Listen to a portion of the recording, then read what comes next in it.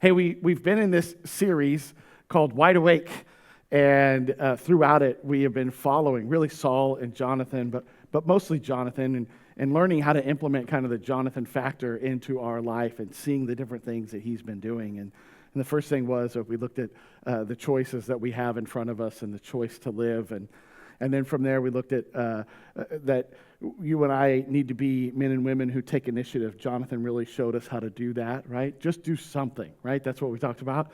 And then we followed that up with uncertainty, because life is full of uncertainty, but life is also invigorated by uncertainty. And so we looked at that as well. And for you and I to recognize, just know that you don't know, okay? And today, what we're going to see happening with him and his armor bearer is we're going to see the value and the importance of what it means to have influence. And so we're going to discuss that as well, okay? So get your Bibles, open them up, your digital devices, your paper, because we are in the same chapter that we've been in this entire series, which is what?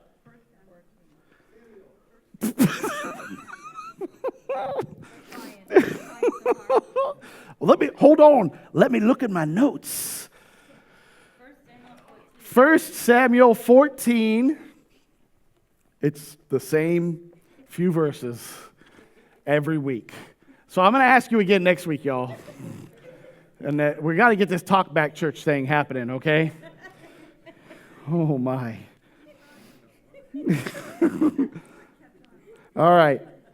Here's what it says.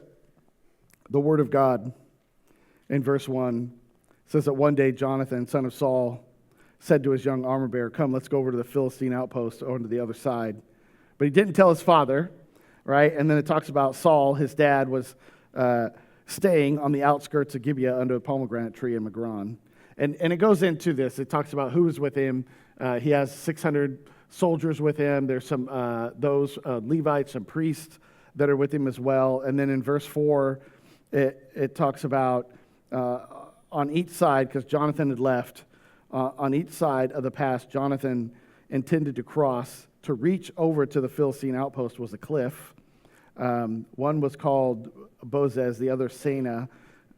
One cliff stood to the north toward Michmash, and the other toward the south toward Gibeah. And then verse 6, this is what we studied last week. Jonathan said to his young armor bearer, "Come, let's go over to the outpost of those uncircumcised men." Remember this word? Perhaps. Will you say perhaps? Perhaps the Lord will act on our behalf, because you know why? Because nothing can hinder the Lord from saving, whether by many or by few. And then verse 7, check this out. Verse 7, do all that you have in mind. Can you say that? Ready? Go. Do all that you have in mind. That's what his armor bearer told him.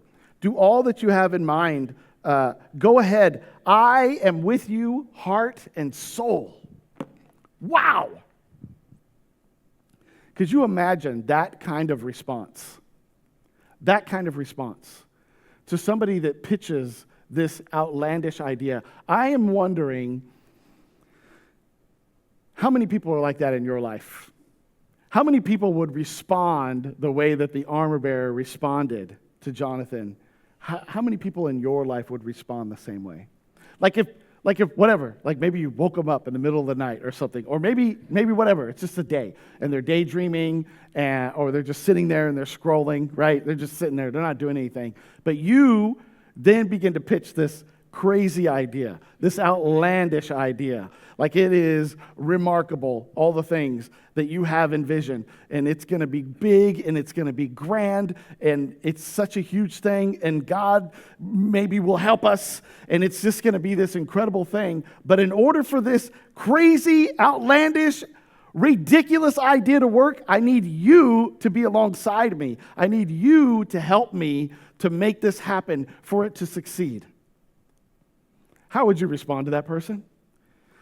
How would you respond? Would you respond like the armor bearer? Like, hey, do all that you have in mind? Or would you be maybe more like what I would say, you're out of your mind? Right? Like, what is your response going to be in this case? And I just find it so fascinating that his response is do all that you have in mind. And maybe, I don't know, maybe God will help us. And here's what I want us to see. This is the key for today. This is the big idea today. I don't have a bunch of notes in there because it's really this simple. It's this simple. All of us are being influenced, and all of us are influencers. That's it. That's the big idea that I want you to grab from this passage today. You and I, are created as creatures of influence. That's God's design. And check this out, and those that influence us the most, those that have the greatest impact on our life, those are the ones that we give our heart and soul to. Those are the people that will say, let's go. Let's roll. Here's what I want to do. I want to do a little exercise with you guys together, okay? So let's all play along, okay? I need everybody to breathe. Okay. You know what's funny is you've been breathing the whole time. You didn't actually need me to tell you to breathe. But I do love it that I did hear some big inhales when that happened. Oh, I can breathe now. That's great. No. Here's what I want you to do, though. Seriously. I want everybody, all right, take a deep breath. Inhale. Everybody inhale. Take a deep breath. Listen. Hold it. Take a deep breath. Hold it. Don't pass out. All of us are influenced by others. All right? You take it in. All right? Now everybody exhale. Everybody let it out. That was too long. I'm sorry. All of us influence other people. Inhale. We're all affected by the lives around us, by their values, their passions, their character. Everybody exhale. All of us impact the lives around us by your values, by your character, by the things that you're passionate about.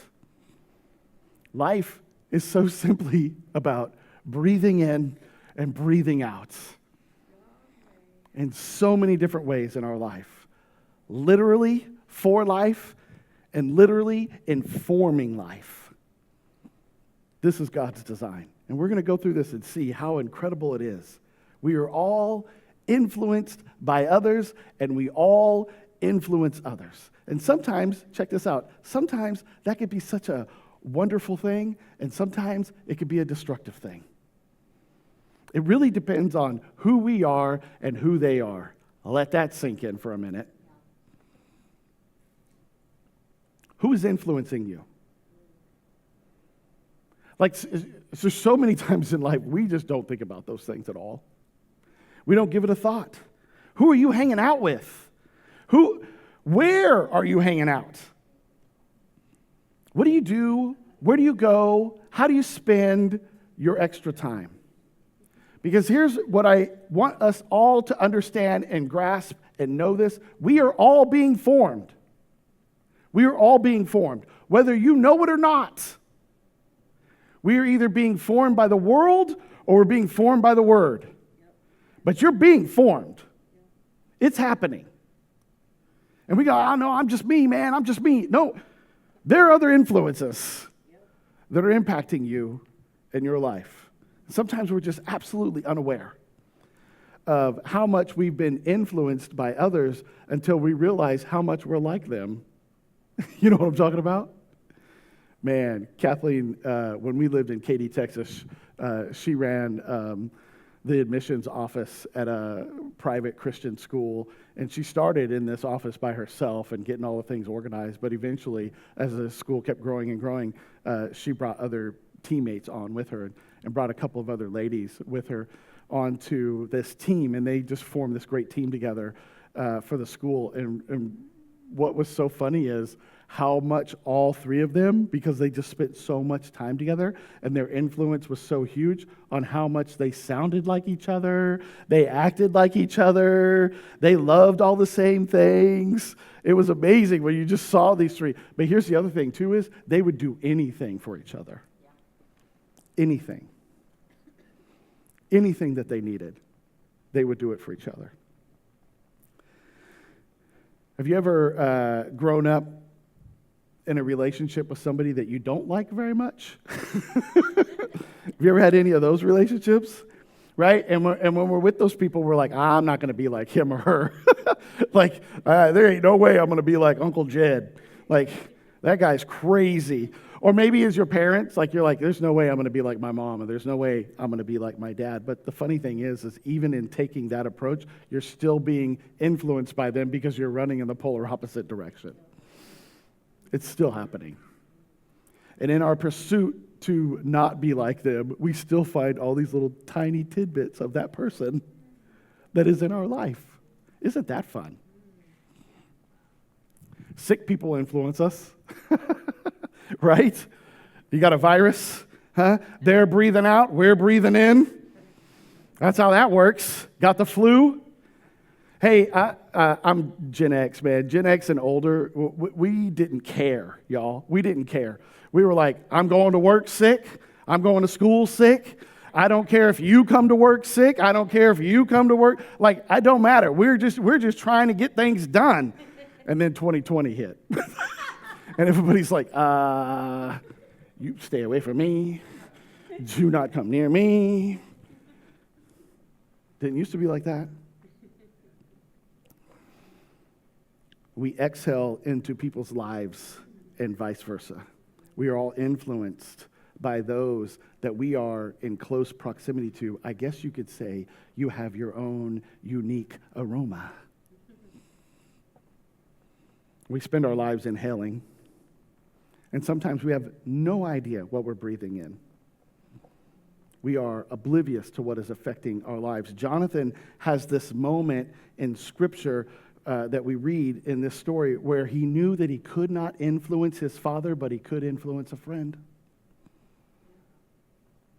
Have you ever felt that way? Have you ever felt that you've just lacked the power to bring change? Like it just couldn't happen. That's exactly how Jonathan felt. I'm just kind of out here on my own. He could not sway or change his father, so he just doesn't tell him. And I'm going to tell you, this is not like a passage of disrespect, right? This is not him being like, I don't have to listen to authority. There's a whole lot more going on, and if you read in 1 Samuel 13, you'll understand that. But here, the words that Jesus wrote, I put this in your outline and on the screen. Luke records it, of what Jesus said. Jesus said, hey, if anyone comes to me and he does not hate his father and mother, his wife and children, his brothers and sisters, yes, even his own life, he cannot be my disciple. You ever read that and go, dang, right? Like you just read that and you're like, whoa, that is something. But really what Jesus is trying to communicate to his disciples and to you and I is that sometimes living the life that God has for you means going against the norm. And sometimes what it means is you're going to have to stray away. You're going to have to kind of walk away from some of these influences that might be holding you back, causing you to live a life less than what God has designed for you. And that's exactly where Jonathan was with his armor bearer. He asks him, will you come alongside of me? And here's the thing. You could look at this situation, and as we read it and we get further into it and recognize what's going on, you could look at Jonathan and go, he just asked this one guy. Like, that's not much, right? Like, just Jonathan and this one other guy, and they're going to go to this outpost of an army. And you may feel the same way. You may feel like that. Like, I don't have much. Like, I really don't have much. I have a limited amount of influence. And those are really the things that we have to question ourselves. We have to ask ourselves, well, then, who is it in your life that you're actually investing in? Who is that? Like, in the critical moment that you absolutely need help, you need others to join in this incredible journey that God has for you. Who are those people? Who would look at you and say, do all that you have in mind? I'm with you, heart and soul. Who are those people? And ironically, what happens is, this is one of those places so often that Christ followers, they choose to be neutral. And when we choose to be neutral, we lose our potential. This is really why we covered initiative and just do something a couple of weeks ago. Because there's so many. There's a number of Christians, Christ followers, who are they're just character neutral. Like, I don't want anything bad. Like, I don't want anything bad to happen. But I'm not putting forth any effort either to influence the world towards any good. And I'm not talking about shaping political systems or institutions or anything like that. I am talking about having the kind of character that illuminates. Having the kind of character that illuminates and draws other people to your life. And it reshapes their values and the life course that they were on because they are impacted by you. There are a lot of Christ followers. I've noticed this. Maybe you've noticed this too. We just find ourselves as inhalers. Like that's all we're doing. We're just inhaling all the time. We're just taking in as much as we can. We're just always breathing in, right? We're breathing in church. We're just breathing in worship. We're breathing in a Bible study.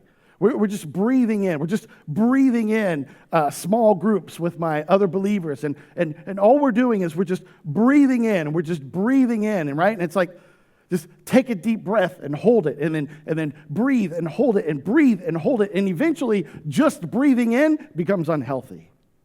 You have to exhale. You have to release. All of that you're taking in, you've got to give that out to others. There's an incredible man in our church. I don't want to embarrass him, so I'll just tell you, his initials are Mark Sterling.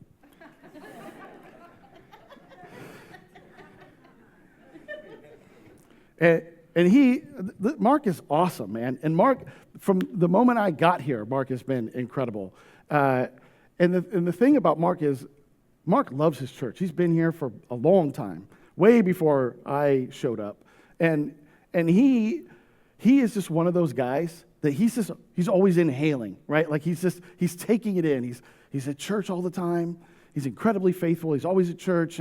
He's engaged in worship. He's engaged in the word and the message that's being spoke. He's clicked into like other Bible studies and stuff. Like he's inhaling and he's taking it all in because he knows that the character of God is going to instill into his life. And here's the cool thing about Mark is then he's exhaling it out too.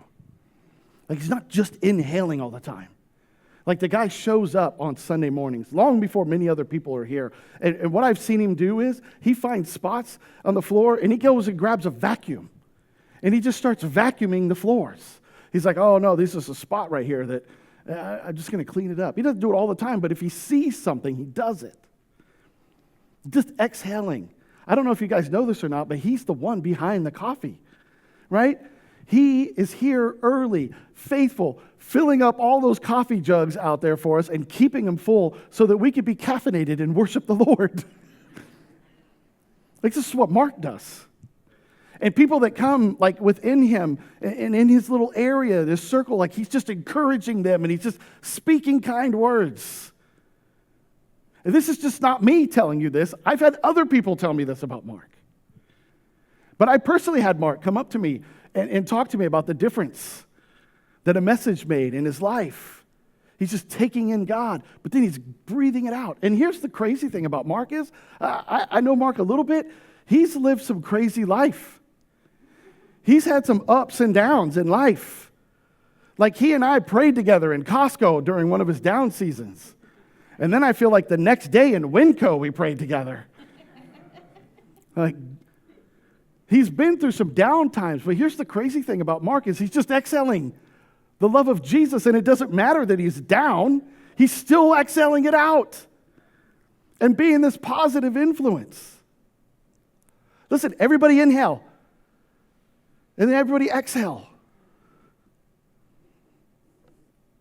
Jonathan leans over to his armor bearer, and he goes, hey, let's go. And the armor bearer says, do all that you have in mind. I'm with you, heart and soul. And this is where it begins, by making this conscious decision of letting God become the primary influencer in my life, where you are just breathing in Jesus as much as you can. This is how Paul told it to Timothy. Paul described the same thing to him. He said, it's just one of the reasons why you and I need to be inhaling the scriptures. It's why I tell you, y'all, we're reading through the Bible in a year. We do it every year together. Because why? Because I want you in the Word every day. Because the Word changes your life. And this is what Paul says. Paul tells Timothy, I put this in your outline and on the screen. Paul says, hey, listen to me. All scripture is God-breathed. And it's useful for you. It's useful for teaching and rebuking and correcting and training. So all these things, you and I, we need these things in our life. I don't know if you know this or not, but every now and then I need to be corrected.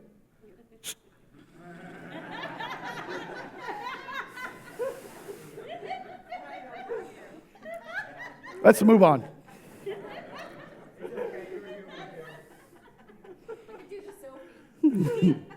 All right. Listen. Here's the thing. Here's the thing about God. Listen, in diving into His Word, it's not about meeting some sort of quota. It's not about that. It's not about that. God's not checking in on you to see if you've read enough today. He doesn't have a mandate out on what it should be and how much it should be. It's just that God wants to breathe into your life and to mine. That's why. That's the only thing that He cares about. It's just breathing life into you. We inhale Him and it changes our character. And then we exhale God out to the others that are around us. Everybody inhale. And then exhale. Who are you investing in? Who is it? Who would look at you and say, do all that you have in mind. I'm with you heart and soul. Because here's the thing, none of us are powerless. We're all influenced by others. We all have the capacity to influence others. And when we allow God to change our lives, to shape our character, to influence us, when we breathe in deeply of God, the natural response of inhaling Him is exhaling it out to the world. There was this moment in the life of Moses. He led the people out of Israel. He let the Israelites out of Egypt because they're supposed to go and enter into the promised land. And this was God's design. And so as they're out in the desert, and he sends out these 12 spies. 12 spies. It says one from each tribe. Okay, that's how you know that there's 12. There's 12 tribes of Judah. And he sends out these 12 spies to go and bring him back a report. Bring me back a report of the land. And what is it that we're entering into, this promised land that God has for us? And I want to pick up in Numbers 13. I mean, you can flip over there if you want to Numbers chapter 13. I'm going to begin in verse 26, but I think it's in your outline, and we put it on the screen as well. But here's what happens. They go, and it says they came back to Moses and Aaron and the whole Israelite community at Kadesh in the desert of Paran. And there they reported to them and the whole assembly and showed them the fruit of the land, right? They're like, wow, look at this. Verse 27, they gave Moses this account. We went into the land that you sent us, and it does flow with milk and honey. Here's its fruit. They're like, this place is incredible. Yeah, and then look at verse 28. But the people who live there are powerful. You ever feel that way in life? Like, this is some really cool stuff in front of us, but the people that live there are powerful. I feel that way. People who live there are powerful, and the cities are fortified and very large. We even see descendants of Anak there. That's giants, by the way. He says, verse 29, the Amalekites live in the Negev, the Hittites, the Jebusites, and the Amorites. They all live in the hill country. And then, by the way, the Canaanites, they live near the sea and along the Jordan. All right? So he's just given this horrendous report. And then in verse 30, Caleb, Caleb silenced the people before Moses, and he said, hey, I know that this is what's happening, but check it out. We should go up and take possession of the land because we can do it. That's what he says, because we can. We can do it. But back to the other 10 spies, but the men who had gone up with him says, we can't attack those people. Are you out of your mind? Right? Do all that you have in mind, or are you out of your mind? And these 10 guys said, you're out of your mind. They're stronger than we are. And then look at what happened. And they spread among the Israelites a bad report. It's like a virus. They're breathing it out. That's what's happening. They're breathing it out. About the land they explored. And they said, the land we explored devours those that are living in it. That sounds great. All the people we saw there were great size. We saw the Nephilim there, which are descendants of Anak. They come from the Nephilim. Those are giants. We seem like grasshoppers in our own eyes. And we looked the same to them. Here's what happens. All right, we'll stop there. 10 men come back, and they confirmed that what God had promised is true. It's true. The land is rich with milk and honey. There's a future waiting for us. They actually saw the promise and its potential, but they also saw the obstacles between the potential and the promise. They saw the danger that was involved. They saw the danger between them and that moment. And what happens is it says that they spread fear like a virus. And because of that, listen, and because they went against Joshua and Caleb, right? The whole 10 versus 2 thing. Who, by the way, Josh and Caleb, they come back and they go, hey, listen, they're right. They're right. It's hard to argue with people that are right. They're right. This land is rich with milk and honey, and it is flowing with every opportunity that you'd want. But they're also right when they say that there's giants there. There's giants there too. And they're right to say that our enemies that oppose us will be bigger than us. But Caleb goes, but we just need to go do it. We just need to do it. Because this is God, what God has promised us. And we need to step into this moment because this is our moment. So let's seize it. They were outnumbered. They were outnumbered 10-2. And because the other 10 spread this fear and this doubt, they spent 40 years, y'all. They spent 40 years wandering in the wilderness, in the desert, rather than 40 years thriving in their promised land. That's what happened. And the question that comes to mind is, what kind of report are you bringing back to the world? What's coming out of you? What are you saying to others? What is the message that you're sending out to them? Because when we just grasp this, when we understand our principal strength and power is influence, then the first thing that we have to do is we have to tend to what is inside of us. We must tend to what is inside so that we make sure that what comes out of us is holy and what Philippians 4:8 worthy. Whatever is true, whatever is right, whatever is good, whatever is faithful, whatever is lovely. That those things, and those are the things that we're pouring into other people. Like, what are you pouring into other people?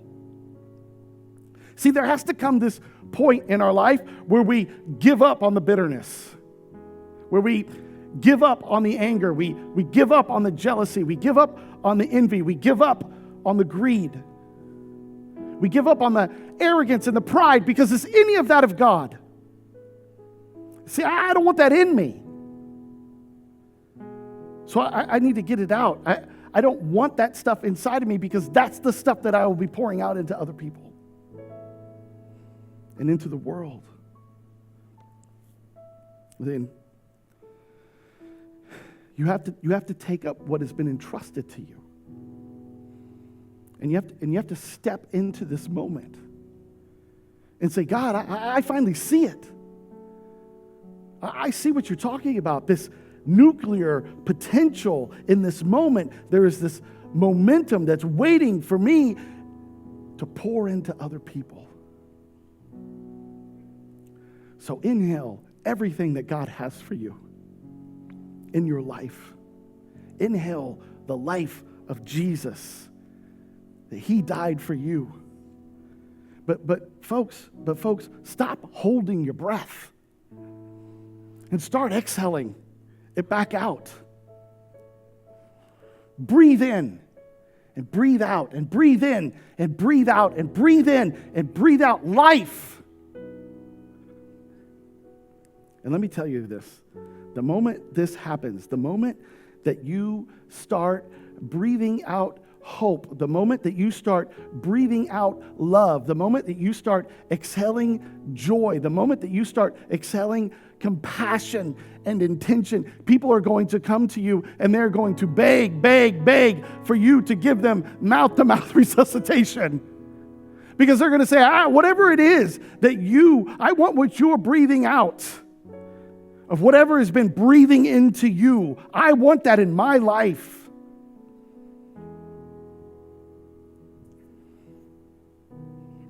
In the closing pages in the Gospel of John, Jesus is just alone with the disciples. There's just a few of them together in a home. And it's so subtle. It's just amazing how it just subtly says that when they were together, it said that Jesus breathed on them. In that passage. And it's like, wow, what is that all about, right? Like, how could a breath change anything? Except that when Jesus breathes into you, he breathes the life into you that only God can give.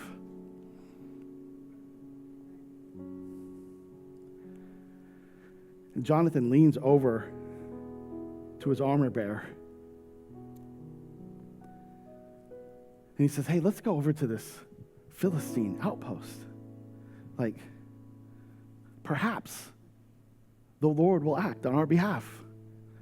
But it doesn't matter. Like, whether by many or by few, God can do it. And his armor bearer looks over to him and says, do all that you have in mind. Go ahead.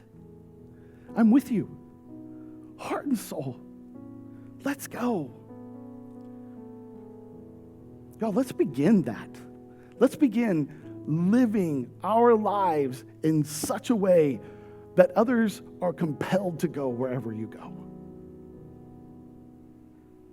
Everybody inhale and exhale and inhale and exhale. It's something that we do every minute of every day. But oh, what a difference it would make if you and I would start being a little more conscious about it. What are you breathing in? And what are you breathing out?